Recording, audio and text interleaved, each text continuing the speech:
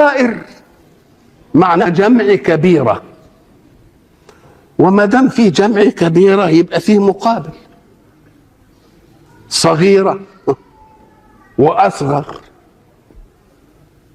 يبقى إذن تحت الكبيرة إيه؟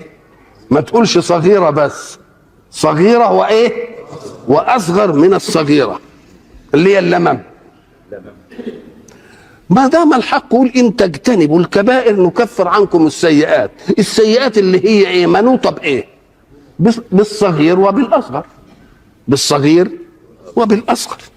لكن هذه المسألة العلماء وقف فيها العلماء، قال لك احنا معنى ذلك سنغري الناس بإيه؟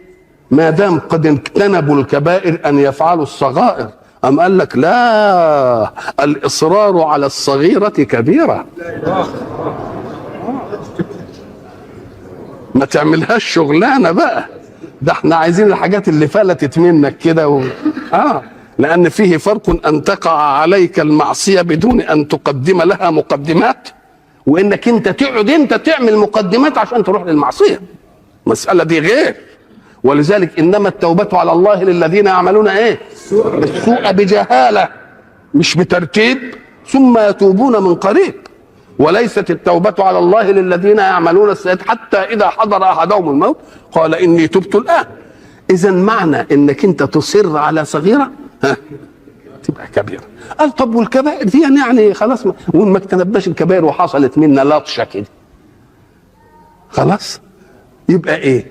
أم قال لك شوف القضية اللي قالها العلماء اللي ربنا عملهم هبات لطف وهبات رحمة على الخلق. يقول لك إيه؟ لا كبيرة مع الاستغفار، بس خد بالك بقى، ولا صغيرة مع الإصرار. إن خدت دي خد دي،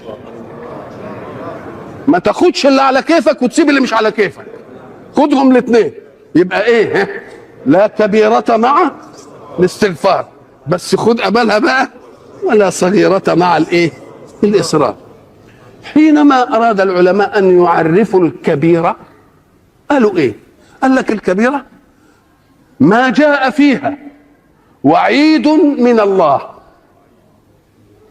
ده بعذاب الآخرة، أو جاء فيها عقوبة كالحد مثلا، دي تبقى اسمها إيه؟ واللي ما جاش فيها دي تبقى تدخل في عداد السيئة اللي هي مغفورة بالكبيرة أو الصغيرة أو الإيه؟ أو الأصغر. ده كلام كويس. جزى الله عنا خيرا آل بيت رسول الله صلى الله عليه وسلم. سيدنا عمرو بن عبيد عالم من علماء البصرة وزاهد من زهادها، الذي قال فيه أحد الخلفاء كلهم يطلب سيد غير عمرو بن عبيد. كل العلماء يروحوا هناك يتمحكوا عشان ياخدوا هبات وياخدوا، إلا مين؟ عمرو بن، كلهم يطلبوا إيه؟ صيد غير عمرو بن عبيد. ده إذن شهد له. طيب هذا العالم أحب أن يعرف مدلول الكبيرة، إنما مش يعرف مدلول الكبيرة بكلام كده. علماء قال أنا عايز أعرفها من نص القرآن، اللي يقول لي على الكبيرة يجيب لي عليها إيه؟ نص من القرآن. فلمن يذهب؟ قالوا دخل عمرو بن عبيد البصري على سيدنا أبي عبد الله جعفر بن محمد الصادق. سيدنا جعفر الصادق بقى، ومن أولى الناس بأن يسأل، عالم أهل البيت اللي فتش كنوز القرآن وطلع منها الأسرار وعاش في رحاب الفيض. فقال هو ده اللي إيه؟ اللي أسأله. فلما سلم وجلس قرأ قول الله سبحانه أعوذ بالله من الشيطان الرجيم الذين يجتنبون كبائر الإثم والفواحش إلا اللمم، ثم سكت. قال له أبو عبد الله اللي هو جعفر الصادق ما أسكتك يا عمرو؟ قال أحب، خدوا بالكم، أن أعرف الكبائر من كتاب الله. يعني ما حدش يقول لي برأي يقول لي دي كبيرة ودي كبيرة، لا، عايز أعرفها من مين؟ انظروا إلى الثقة بمعرفة كنوز القرآن، على طول ساعة ما قال له أحب أن أعرف الكبائر من كتاب الله، قال أبو عبد الله نعم يا عمرو، يعني على خبير بها سقطت، يعني جيت للي يعرفها. ثم قال الشرك بالله إن الله لا يغفر أن يشرك به ويغفر ما دون ذلك لمن يشاء، ومن يشرك بالله فقد حرم الله عليه الجنة. تانية بيجيب له الأدلة يعني. واليأس من روح الله فإنه لا ييأس من روح الله إلا القوم الكافرون. يبقى جاب الحكم وجاب دليله ولا لا؟ وأمن مكر الله لا يأمن مكر الله إلا القوم الفاسقون القاصرون. وعقوق الوالدين لأن الله وصف صاحبهما بأنه جبار شقي، قال الله وبرا بوالدتي ولم يجعلني جبارا شقيا. وقتل النفس ومن يقتل مؤمنا متعمدا فجزاؤه جهنم خالدا فيها. وقذف المحصنات الغافلات من المؤمنات من الذين يرمون وأكل الربا من الذين يأكلون الربا لا يقومون إلا كما يقوم الذي يتخبطه الشيطان من المس. والفرار يوم الزحف، يعني المسلمين هوجموا بأعدائهم وزحف المسلمون فواحد فر كده من ومن يولهم يومئذ دبره إلا متحرفا لقتال أو متحيزا إلى فئة فقد باء بغضب من الله. وأكل مال اليتيم من الذين يأكلون أموال اليتامى ظلما إنما يأكلون في بطونهم يأكلون في بطونهم نارا.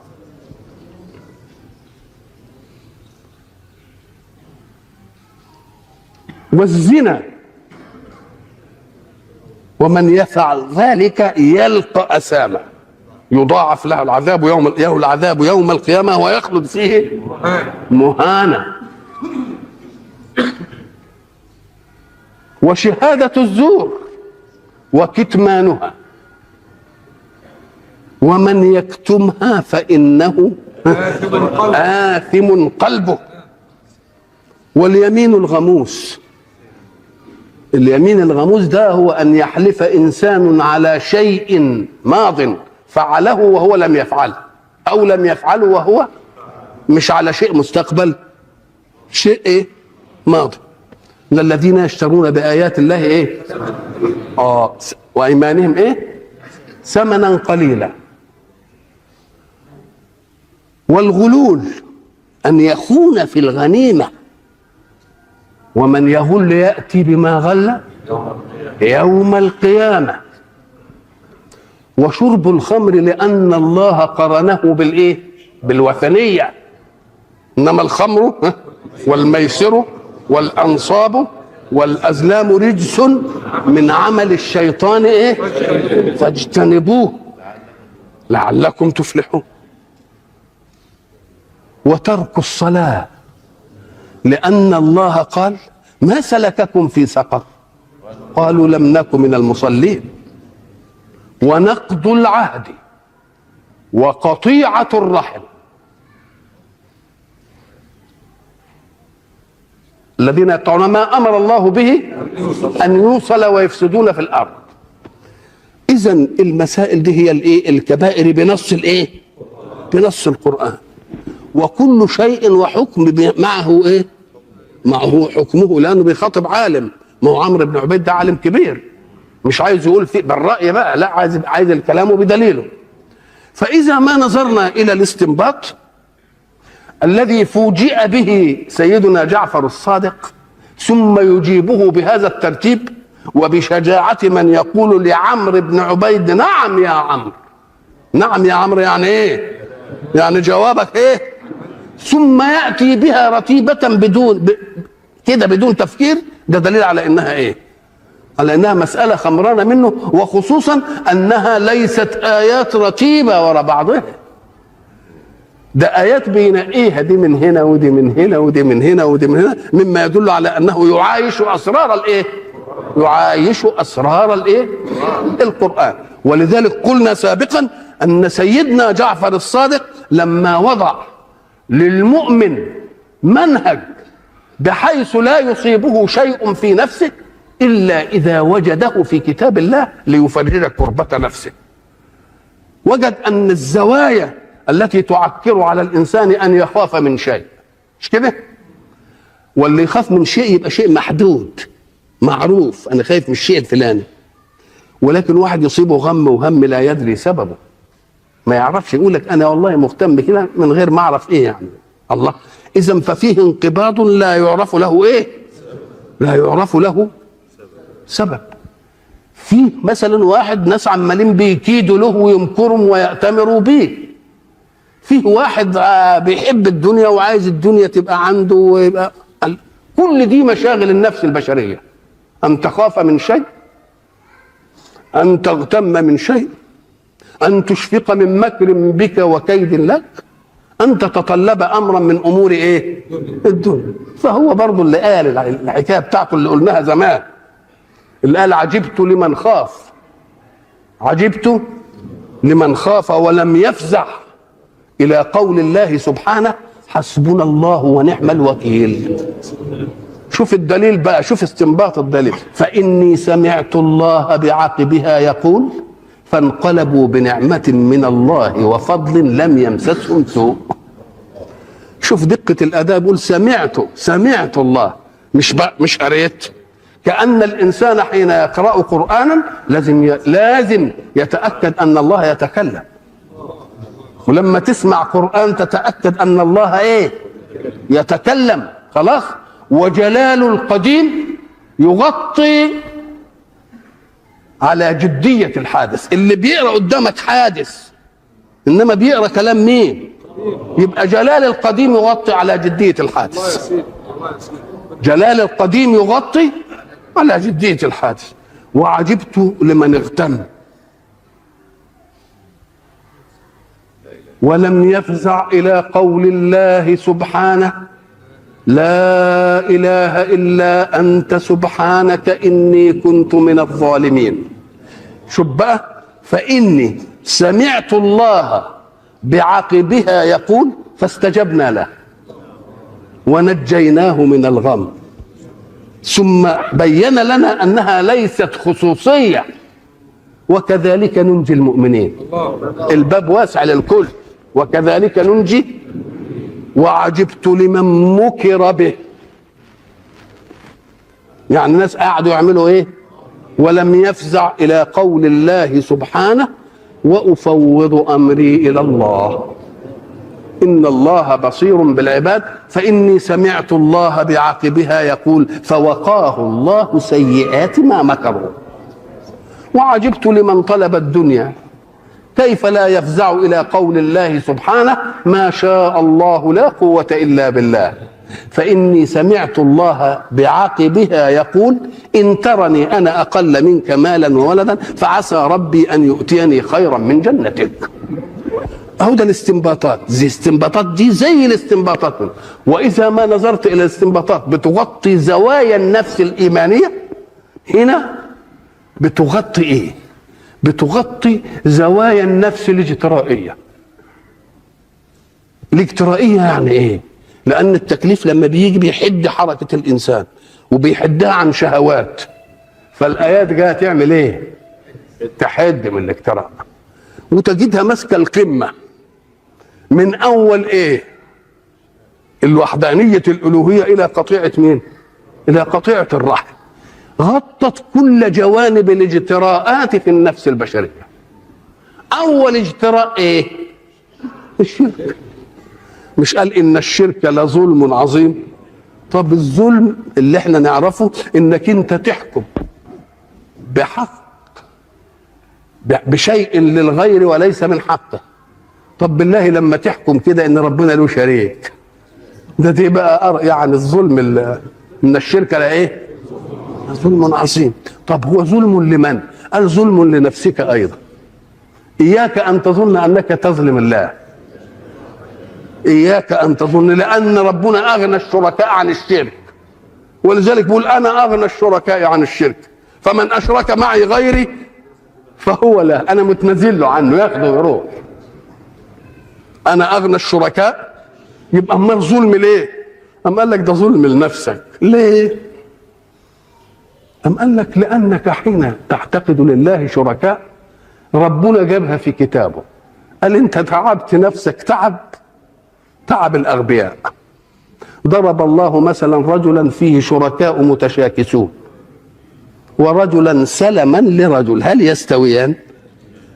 الله. عبد مملوك ل10 ويا ريت ال10 متفقين، ده يقول له روح، ده يقول له لا تعالى، ده يقول له اعمل، ده يقول له لا ده اعمل، دي يبقى تعب نفسه ولا لا؟ يبقى انت ظلمتها ولا ما ظلمتهاش؟ ولكن الناس انفسهم يظلمون. اذا الايمان جاء عشان يعمل لك ايه؟ ايمان باله واحد، مالكش الا وجهه واحده، مفيش اوامر من ناحيه تانية ابدا، هي بس دي. يبقى انت ريحت نفسك ولا تعبت نفسك؟ يبقى اللي قعد لفوت بقى هنا ولا ايه الحكايه؟ خايله دي، خايله ولا مش خايله؟ خايله. اقول لك ظلم النفس، ودي قضيه يثبتها الواقع. لأن إذا كان الله قد أنزل في قرآنه المحفوظ المتلو المقروء يقول أنا لا إله إلا أنا، لا إله إلا أنا، نقول يا الكلمة صدق والعياذ بالله هي غير صدق. فإن كانت صدق تبقى انتهت المسألة ولا مش انتهت؟ طب وما كانش صدق هو يا حد، طب هو فين الحد ده بقى إن شاء الله؟ واحد جه خد منه الكون كده وقال ما فيش إلا إله إلا أنا وهو إله، دري ولا ما دريش؟ والله ما كانش دري تبقى مصيبه في الاله ده. طب وان كان دري ايه اللي مسكته؟ تبقى المساله يعني محلوله. ادي مساله الايه؟ الشرك. يبقى الشرك جاء الايمان بوحدانيه اله جاي عشان تعمل ايه؟ لتريح النفس البشريه من كثره تلفتاتها الى الهه متعددين وواحد هو الذي بس هو الحق، هو اللي ينفع يضر. فبيقول انتم مثلكم حين تكونون لاله واحد كمثل العبد يكون لمالك واحد. ولما يبقوا شركاء كمثل العبد اللي له ايه؟ شركاء ويا ريتهم متفقين، بل هم ايه؟ مختلفين. وبعد ذلك ياتي في المرحله الثانيه الياس من روح الله، الروح الرائحه اللي ساعه ما تكون ضيق كده والدنيا حر كده تقوم كده واحه من الرحمه جت في حضنها. نقول لك ده ديا الله يعطيها ليها روح لما تيأس من روح الله تقوم تديك صلابه ايمانيه لاستقبال احداث الحياه.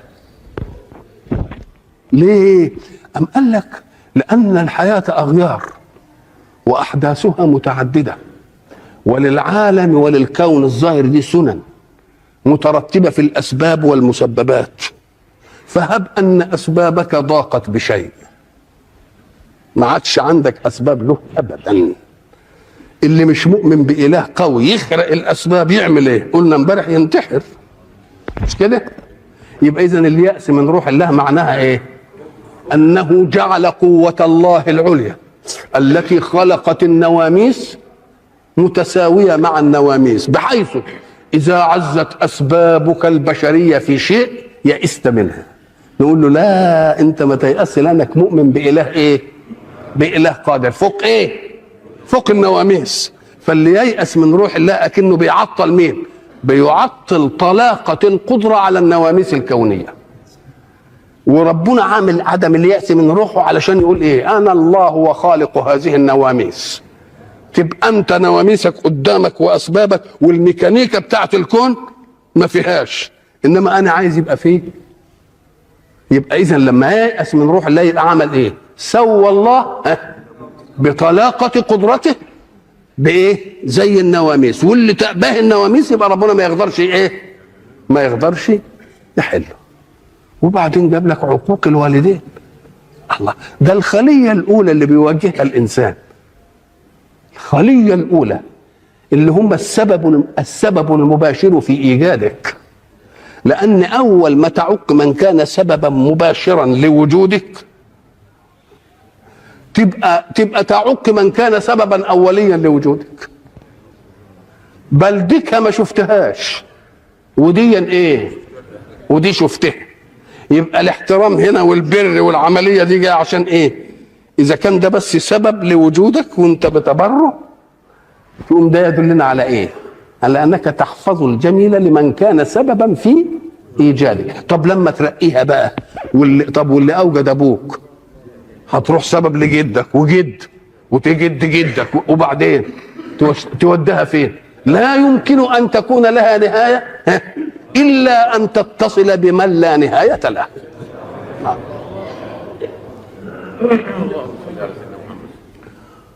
وبعدين يبقى قلنا ايه؟ الشرك واليأس، وقلنا عقوق الايه؟ عقوق الوالدين. وبعدين قال قتل النفس. قتل النفس معنى القتل هو ايه؟ نقض بنية الكائن. اعرف ان نقض البنية مش هي الموت، مش هي الموت ان يموت الانسان وبنيته سليمة. انما لما تيجي تضربه خبطه على مخه كده ويموت منه يبقى صحيح مات، انما بايه؟ بنقض البنيه. ضربت رصاصه في قلبه ومات، يبقى مات ليه؟ بنقض. فاذا نقضت البنيه فذلك يعتبر قتلا. انما اللي يموت حد في انفه كده اهو ده اسمه الايه؟ ولذلك نقرا القران كده بايه؟ بامعان. يقول ايه؟ وما محمد صلى الله عليه وسلم الا رسول قد خلت من قبله الرسل افان مات او قتل. الله، اكن الموت غير القتل. الموت سلب الحياه بدون نقض بنيه، ودي ما بيعملهاش الا مين؟ الله. انما القتل بهدم البنيه يعمله اي واحد، لان الروح مش معنى ذلك ان هو جه، هو اجله هكذا. بس شوف انت دخلت في بنيان الله فهدمته، لو لم تتدخل في بنيان الله لتهدمه لكان اجله. يبقى انت بتتعاقب علشان ايه؟ انت تدخلت في ايه؟ في هدم البنية. وانت تعرف ان الروح دي لا تحل الا في جسم له مواصفات خاصة. الروح ايه؟ تحل في جسم له مواصفات خاصة. المواصفات الخاصة دي أن يكون مثلا العقل سليم، القلب ما يراش له حاجة، ما يحصل. دي اسمها المواصفات الإيه؟ مواصفات خاصة. دي الحق سبحانه وتعالى تبقى المواصفات مستوفاة، وبعد ذلك يقضي بالأجل فيموت. إنما ما نقضش إيه؟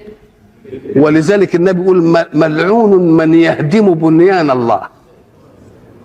ملعون من يهدم بنيان الله. واحنا كنا ضربنا مثل عشان نقرب المسائل، ولله المثل الاعلى، بان الروح دي زي ما تشبهها بالكهرباء مثلا.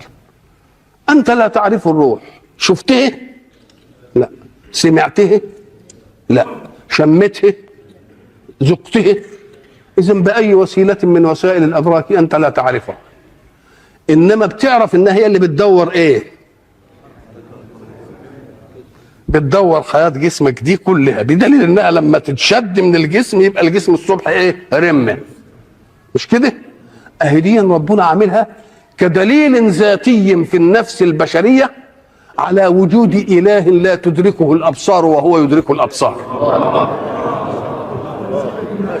تيجي تقول الله ده ما بنشوفوش، ما نقول لك ايوه. طب وفي انفسكم بقى، مش في الكون. لا، الادله ما تتعدكش. الاول انت وفي انفسكم افلا تبصرون. طب روحك اللي بتدير جسمك دي اين هي؟ شكلها ايه؟ لونها ايه؟ طب ريحتها ايه؟ تعرف؟ طب وهي موجوده فيك ولا لا؟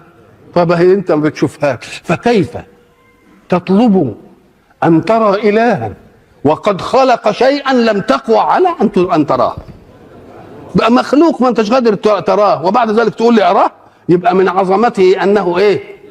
لا يدرك. من عظمته انه ايه؟ لا يدرك. يوم الحق سبحانه وتعالى بيقول ان الروح دي لما بتنزل في الجسم فاذا سويته ايه ونفخت فيه من روحي يوم يحصل له ايه فقعوا له ساجدين لان خلاص هيبقى انسان سوي. أم قال لك ادي احنا نقدر نشبهها ولله المثل الاعلى بان الكهرباء دي انت تعرفها هي ايه؟ طب شفت ايه؟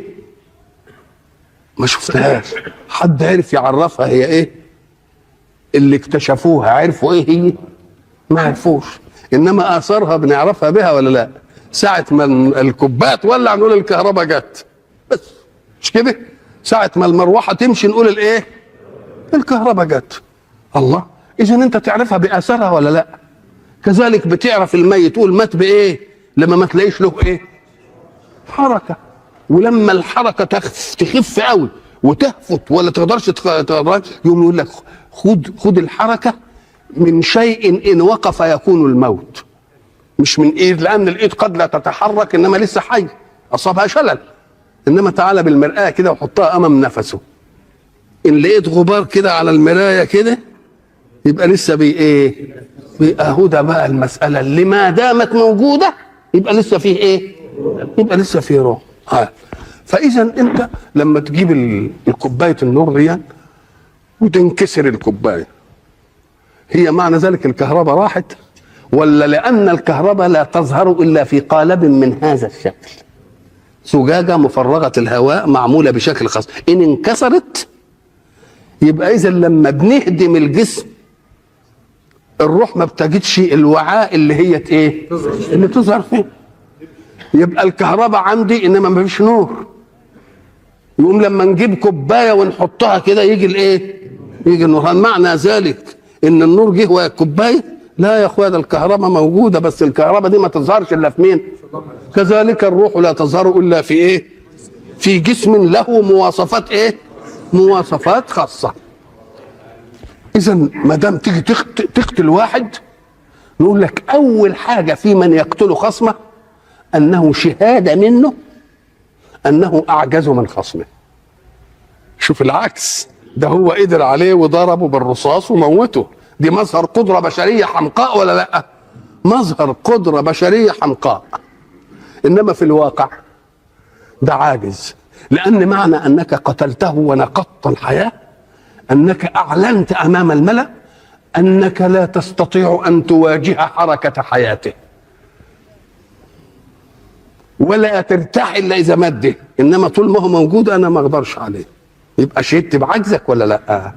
ولو كنت انت يعني كويس كده كنت تقول لا خليه، ولما يعمل اي حاجه امسكه واقطم رقبته مثلا. انما ده انت غلبان عايز ايه؟ لانك انت ما بتقدرش تواجه. يبقى لو علم القاتل ان قتله لنفس اخرى ليس دليل قدرة وقوة له ولكنه شهادة عجز، وأنه لا يمكن أن يواجه حياة هذا الحي إلا بأن يموت، بالله يخزى على عرضه ولا لا؟ يخزى على عرضه. حين يحمي الله النفس الإنسانية من أن ينقض بنيانها وبعد ذلك الروح ما تلاقيش البنيان اللي هو مواصفاته موجودة فتنتهي حياته، كل واحد يبقى مهدد بهذه العملية. يبقى الخلافة اللي ربنا رايدها للكون ايه اللي يحصل؟ تتعطل. وايضا فانه يعطي في الناس تشككا بان بشرا يستطيع ان ينهي حياة بشر، ودي حاجة يجب ان تكون لمين؟ ان تكون للايه؟ لله. قذف المحصنات، الحرائر، ما هي برضه ركن من اركان المجتمع السليم ان الحرائر يظن مصونات، علشان النشء الذي ينشأ والنسل الذي ينسل منهم لا يزن بريبة ولا يزن بعار. وحين لا تزن النفس البشرية بريبة تواجه الحياة بإيه؟ بمنتهى طلاقتها وبمنتهى قدرتها. فاللي يحب ان تشيع الفاحشه ويقوم يروح يقذف المحصنات والحرائر كده بغير ما اكتسبوا، يبقى ده بيعمل ايه في المجتمع؟ بيعمل زلزله في نسبه افراد المجتمع، وقد ويضار، مش وقد ويضر بها من ليس له ذنب. يضر بها هو الاولاد الصغيره. طب ودي ذنبها ايه؟ احنا بنقول لا تزر وازره وزر اخرى. نعم. وبعد ذلك قال اكل الربا، وده احنا وفناه اكل الربا لانه بيعمل الخلل الاقتصادي، لانه بيحمل غير الواجد ان يزيد الواجد. غير الواجد يعمل ايه؟ بيزود ايه؟ ثروه الايه؟ الواجد. والزنا انه كان فاحشه ومقتا وساء سبيلا. ليه؟ ام قال لك لانه جعل العلاقه بين الرجل والمراه علاقه استمتاع فقط. والعلاقه الاولى التي قالها الله حينما اوجد حواء لادم قال ان انا عملتها ايه؟ سكن. مش بس استمتاع، الاستمتاع جاء لحفظ النوع، جاء، ولكن الله اطلقه في النفس البشريه عشان اثار هذا الاستمتاع طبيعتها طويله، لان اثرها انه يبقى له اولاد، والاولاد شوف بقى طفولتهم تفضل قد ايه ومتحمل بايه. فلو لم يربطها بهذا الاستمتاع يمكن كثير من الناس يزهد في الايه؟ في العمليه. والفرار يوم الزحف برضه بيعمل توازن في المجتمع الايماني. ليه؟ لان معنى الزحف ان اعداء الاسلام اغاروا علينا، وما دام اغاروا علينا يبقى كل مسلم يقف على ثغرة من ثغور الاسلام، ما يمكنش دول. ليه؟ أم قال لك لتظل كلمة الله هي الايه؟ هي العليا. نعم. لكن إذا فر يعطي أسوة على ضعف الإيمان في النفس. يعني ما تنغروش بأن ده بقى مؤمن وده بقى مؤمن وده بقى مؤمن، لأنه لو كان مؤمنا حقا وواثق بالغاية وأنه إن ذهب فقاتل فقتل صار شهيدا ومبشر من الله بكذا وكذا وكذا لما فر يوم الإيه؟ يوم يعطي أسوة من أسوة سيئة لمين؟ للي يشوف منه العملية دي. مش بس ننقصه في الحرب، لا، ده هيدي شيوع خلخلة إيمانية في الايه؟ في النفس البشرية. واحنا قلنا ان الحق سبحانه وتعالى حينما اراد من المؤمن انه لما يدخل الحرب هل تربصون بنا الا ايه؟ احدى الحسنيين. نعم. ايه هي؟ يا ننتصر يا نبقى شهداء. ادي واحده من الاثنين. واحنا نتربص بكم ايه؟ ان يصيبكم الله بعذاب من عنده او بايه؟ او بايدينا. الله. يبقى انتم بتتربصوا بنا احدى الحسنيين، مش كده؟ واحنا بنتربص بكم ايه؟ احدى السيئتين. لان يصيبكم عذاب بايدنا يصيبكم عذاب من مين؟ من الله سبحانه وتعالى. فاذا كان الحق سبحانه وتعالى يريد من المؤمن ان يثبت يقين ايمانه بان يفقد الحياه التي هي سبب التمسك بمظاهر الحياه، يقول لك ده ساب حياته دي يبقى لازم رايح لحياه احسن، يبقى على يقين منها ولا لا؟ على يقين ايه؟ على يقين منها. ولكن الحق سبحانه وتعالى لا يحب من المؤمنين انهم يعملوا انتحاريات الا حين تكون هناك مظنه ايه؟ النصر، بدليل الايه اللي قالها الفرار بتاع الايه: ومن يولهم يومئذ دبره ليست على اطلاقها الا متحرفا لقتال او متحيزا الى فئه فقد باء بغضب ايه؟ فقد باء. والا فلما يكون الانسان هيدخل في معركه وغير مستعد لها وغير مظنه النصر يبقى انت نقصت المسلمين واحد ولا لا؟ يبقى ايه اللي استفدناه احنا؟ يبقى ما يجب ان يموت المؤمن بثمن يخصه وهو الجنه، وبثمن يبقى للجماعه الايه؟ الامانيه بالايه؟ بالنصر. وبعد ذلك قال واليمين الغموس. برضو اليمين الغموس دي بتمثل قضيه من قضايا خلل المجتمع، لان اليمين الغموس غموس يعني ايه؟ يغمس صاحبه في النار. ليه؟ لانك انت حلفت على شيء كان وهو لم يكن، او شيء لم يكن وهو كان.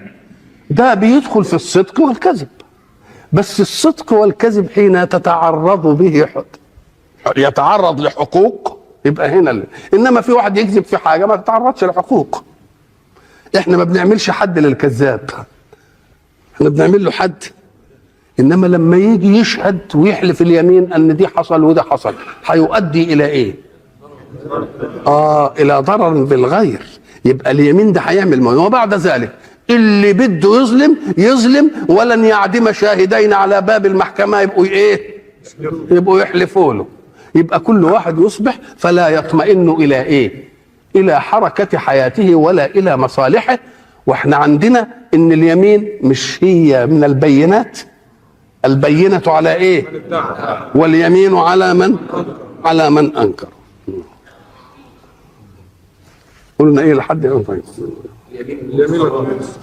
والغلول. المسلمون حين يلتحمون باعدائهم في غنائم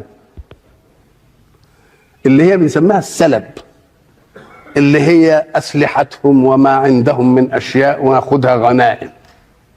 يقوم بالله بقى اللي داخل معركه بالشكل ده وبعد ذلك يجي في حته في الغنيمه كده وايه؟ يبقى نقض عمليه الحرب في سبيل الله ولا لا؟ نقضها خالص. ولذلك من يغل ياتي بايه؟ بما غل يوم القيامه. احنا قلنا بقى هيجي بقى ان كان غل بقره هيجي لها خوار، مش كده؟ وزي ما قلنا بقى وان كان غل في اسمنت هيجي ايه؟ وهيجي شايله وحديد وكل الحاجات دي ولحوم فاسده مش كده ولا لا؟ وسمك منتن هيجي على كله عليه.